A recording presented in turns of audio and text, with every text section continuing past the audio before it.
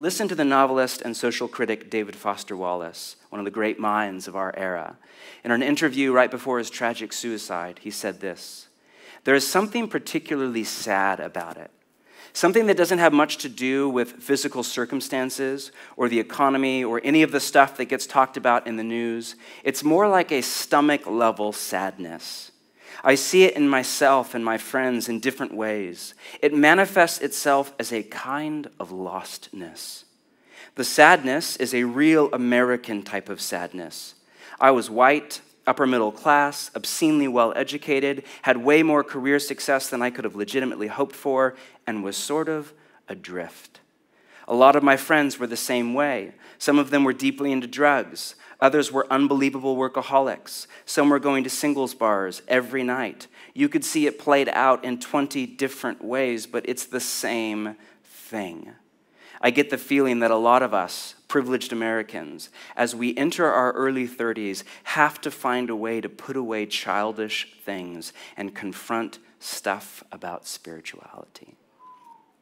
Notice his word choice, a kind of lostness.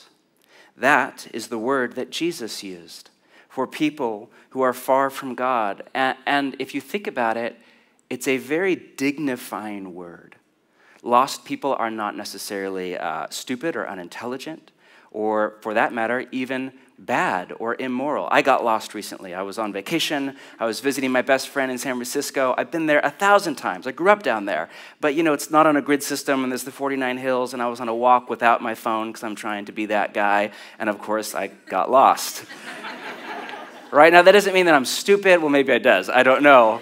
Or that I'm immoral. It just means I got turned around because I lost my bearings. Wallace was saying you can be successful by Western standards. You can have a great job, well-educated, you can have money, you can have pleasure and a good time and live that Portland hedonistic life. You can be well-cultured, whatever, and still be lost, or in his language, adrift. Does that sound like a lot of our coworkers and friends and family members and neighbors?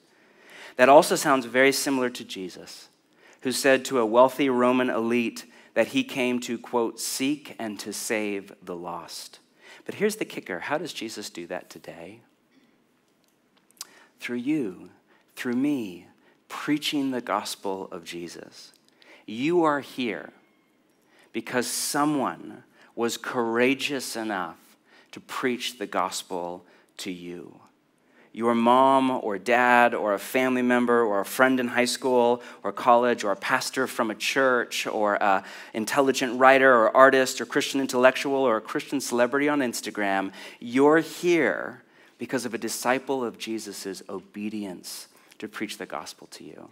I'm here because my parents did that to me, because my dad, who was as lost as they could come, had a high school buddy who was terrified, and he said, Can I come over to your house and talk to you? And he brought a 4 Spiritual Laws tract. And my dad, who was playing in a California rock band in the 1960s, and don't use your imagination, I don't want to know, came to faith in Jesus because of one man's courage. After all, anyone who has good news about anything, a new TV show or film series, Ted Lasso Season 2 coming out in just a few weeks, doesn't matter what it is. If we have good news, what do we naturally do? We share it. Hey, do you know what's coming out? Did you see season 1? Did you hear the vaccines? Did you hear we just reached what we can't help? There's something deep in the human personhood. When we come across good news, we can't help but share it. The same is true of the gospel. Jesus was that way about the kingdom. In Luke 4, he said, I must preach the gospel of the kingdom of God. Was he saying that in like a duty kind of, I must preach it? Or was he saying like, I can't help but tell people about the kingdom of God? As disciples of Jesus, we must do the same. As the Bolivian scholar Mortimer Arias put it, every generation has to be evangelized, that is, confronted with the good news of the kingdom in Jesus Christ. And every generation of Christians has the unique and non-transferable responsibility of sharing the good news with its own generation. The church is never more than one generation from extinction.